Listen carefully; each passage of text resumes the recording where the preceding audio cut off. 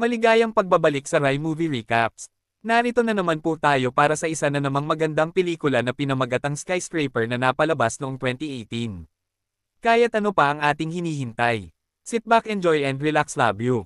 Nagsisimula ang pelikula noong 2005.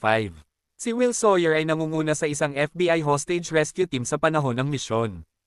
Ang hostage taker nagpasabog ng suicide bomb. Si Will ay malubhang nasugatan dahil sa pagsabog na bahagi ng kanyang kaliwang binti sa ibaba.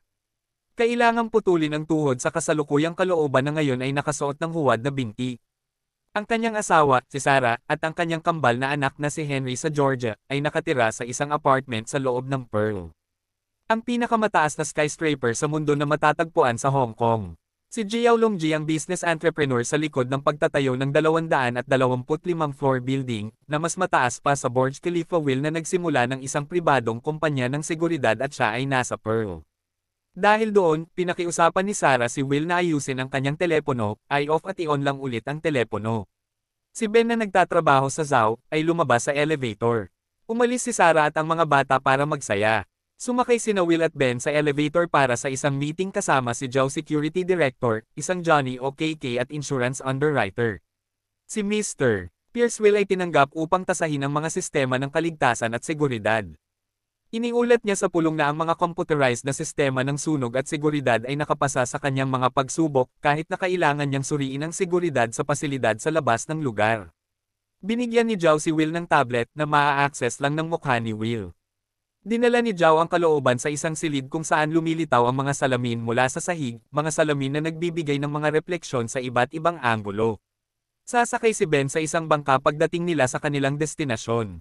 Isang kriminal ang nagnakaw ng bag ni Will at sinaksak siya sa basement ng Pearl. Nakita ng isang maintenance engineer ang isang pader na nabasag upang ipakita ang isang butas kung saan inaabot ng mga kamay at sinakal ang engineer hanggang sa mamatay. Ang pumatay ay nag-alis ng gas mask at ipinahayag na si Kurs Boda. Tinatandaan na ni Ben ang sugat ni Will.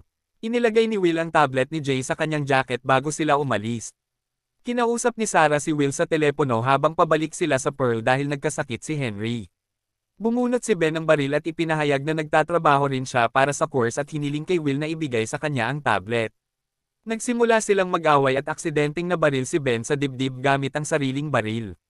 Isang namamatay. Sinabi ni Ben kay Will na ang kanyang pamilya ay hindi sinadya na bumalik sa Pearl at sinasadyang pinalabas sila ni Ben sa gusali. Sinimulan ni Kors at ng kanyang mga tauhan ang sunog sa ika-76 na antas ng Pearl. Tumingin si Will sa bintana at nakita ang apoy kay Pearl. Inaatake si Will. Lumabas siya sa bintana at bumaba ng hagdan.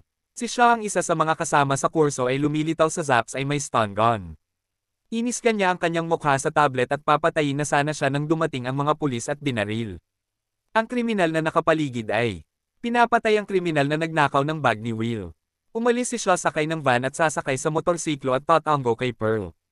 Ang Shia at ang mga goons ay pumasok sa off-site na pasilidad at pinapatay ang mga tauhan. Sa pamamagitan ng pag-access sa tablet, hindi nila pinapagana ang mga hakbang sa anti-sunog. Dalawang security men ang lumabas sa elevator para ihatid si Sarah at ang mga bata sa itaas na palapag. Pinaputok ng apoy ang elevator shaft at sumabog palabas ng elevator. Inspector na namumuno sa paghahanap kay Will Sawyer na may paniniwalang pulis na hindi niya pinaganya ang mga hakbang laban sa sunog. Sinabi ng hacker kay Shaw na buong kontrol niya ang tablet kahit walang pagkilala sa mukha. At walang ibang may access sa mainframe habang binaril siya ni Shi. Sinabi ni Johnny kay Zhao na kailangan nilang umalis kung hindi ay maipit sila at pumayag si June na lumikas. Alam ni Jay na si Kors Boda ang nasa likod ng apoy na ito at naayaw ni Kors na mamatay siya, kahit hindi pa. Gusto niya ang flash drive. Pagkatapos makaiwas, aakyat ang pulis sa gilid ng crane at papasok sa loob ng gusali upang iligtas ang kanyang pamilya. Handa na ang helicopter ngunit natuklasan ng isang Johnny na ang piloto nito ay isang impostor. Ipinahayag ni G. Pierce kay Jay. Ngunit siya ay ahente din ng Kors at ang kanyang mga tauhan ay lumabas at pinapatay ang mga tao ni Jay. Tanong ni Zhao, bakit hindi na lang siya barilin ni Kors at magmaneho? Sumagot si Kors na isasama niya siya sa pagmamaneho sa kanyang helicopter at hahayaan niyang masunog ang gusali hanggang sa lupa. Bumangon si Asia at binaril ang piloto, dahilan para bumagsak ang helicopter sa gusali. Tumayo si Zhao at tumakbo pababa sa penthouse at nilock ang mga pinto nito bago siya mapuntahan ni Kors. Sinabi ni Shaw kay Course na hindi niya mabuksan ang mga pinto ng penthouse gamit ang isang tablet at ang will na iyon at ang kanyang pamilya ay nasa Pearl. Sinabi ni Pierce na kailangan nilang maghanap ng will para makapasok siya at sinabi ni Course na wala silang dalawa dahil alam nila kung ano ang gusto niya. Si Sarah at ang mga bata ay tumitawid sa tulay nang lumitaw si Pierce, bumunot ng baril at sinunggaban si Sarah. Naglabas si Sarah ng gunting sa kanyang bulsa at sinabihan ang mga bata na tumakbo. Pagkatapos ay itinusok ang gunting sa binti ni Pierce at nakipag-away sa kanya hanggang sa mapaupo siya sa sahig. Isang bumabagsak na istruktura ng metal. Binasag ang tulay, bumagsak ang nasusunog na mga labi na naghihiwalay kina Henry at Georgia. Sinabihan ni Henry si Georgia na umakyat sa talon. Bumangon muli si Pierce at inatake si Sarah nang lumitaw si Will at itinulak siya palabas ng tulay, maglalagay ng tabla na gawa sa kahoy sa pagitan ng puwang at hahawakan ito habang naglalakad si Sarah para kunin si Henry. Si Henry ay nakasakay sa likod ni Sarah at si Sarah ay tumalon sa kalooban sa huling sandali bago bumagsak ang tabla. Mayroong isang elevator na nagpapatakbo sa electromagnetic induction at nakalagay sa lugar sa pamamagitan ng isang fail-safe na preno ay pumutol sa cable, ang mga magnet ay sumisipa pabalik kapag ito ay pumasa sa linya ng apoy. Gumagamit si Sarah ng braking system at tumakas sina Sarah at Henry mula sa gusali. At makilala si Inspector Wu. Dalawang lalaki ang lumitaw sa harap ni Georgia. Tumakbo siya papunta sa talon at sinundan nila siya, makikipag-away sa kanila bago makilala si Course. Nasa labas sila ng pinto ng penthouse. Sabi ni W ang tanging paraan upang mabuksan ang mga pinto ay mula sa loob, o kung ang alarma sa sunog sa antas ng penthouse ay nag-trigger nito. Ngunit hindi ito maaaring mangyari dahil kinuha ng Course ang buong system ng offline. Sinabi ni Course na itatapon niya si George sa bubong kapag hindi dinala sa kanya ni Will ang hawak ni Zhao sa likod ng mga pintuan. Kasama nila si George na nag-iiwan ng lana sa sahig. Nakakakita siya ng news broadcast at nalaman niyang ligtas sina Sarah at Henry. Inilarawan ni Sarah kay Wu ang lalaking nakita niya sa Pearl. Ang pulisya ay naglalabas ng mga larawan ng mga tao kung saan kinikilala ni Sarah si Course. Ang mga pulis ay nagtataka kung bakit si Course ay bitag sa apoy at puputulan ang kanyang tanging daan palabas.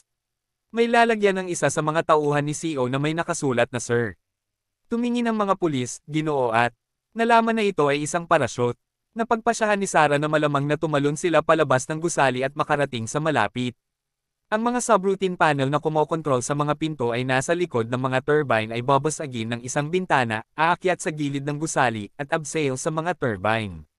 Pumasok siya sa loob ng mga turbine at pinutol ang isang wire. Ang pagbukas ng mga pinto ay aakyat pabalik sa gusali at gagamitin ang kanyang huwad na paa upang pigilan ang mga pinto sa muling pagsasara. Pagdating sa loob ng penthouse, naglagay ng baril si Joe sa likod ng ulo ni Will. Hinawakan ni Will ang kamay ni Jay na may hawak na baril, sinipa siya sa paa at nasa ibabaw niya sa isang iglap at sinabing kailangan nilang mag-usap. Ipinaliwanag ni Jiao ang tungkol sa Course Boda na pinangangasiwaan niya ang pangangikil para sa tatlong malalakas na sindikato ng krimen. Nang simulan ni Jiao ang pagtatayo sa Pearl, lumapit siya sa kanya at humingi ng protection money. Binayaran siya ni Jiao, ngunit nataman niya ang isang tracking software sa loob ng mga wire transfer at kinolekta ang impormasyon ng mga sindikato. Nang malaman ng mga sindikato na nakompromiso sila, nagbanta silang sisirain si Course kapag hindi niya lilinisin ang kanyang kalat.